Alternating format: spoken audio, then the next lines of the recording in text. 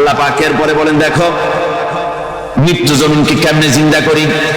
আল্লাহুল্লাযী আরসালার রিয়াহা ফাতুসিরু সাহাবা ফাসুকনাহু ইলা বালাদিন মাইতিন ফাআহইয়ানা বিহিল আরদা বা'দা মাউতিহা কাযালিকান নুশুর।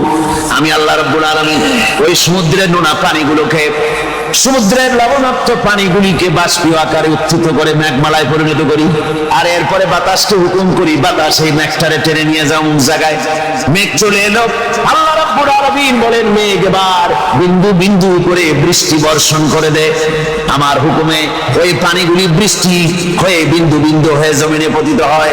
আল্লাহ বলেন এভাবে করে বৃষ্টির পানি দিয়া মরা জমিনকে জিন্দা করে দিয়া নববধূ গর্ভধারণের যেমন প্রস্তুতি নেয়, বৃষ্টির পানি পায়া মরা জমিন তেমন ফসল ধারণের জন্য প্রস্তুতি নিয়ে নেয়।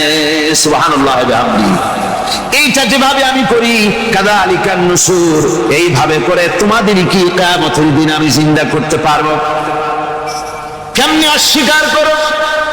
কাইফা তাকফুরুনা বিল্লাহি ওয়া কুনতুম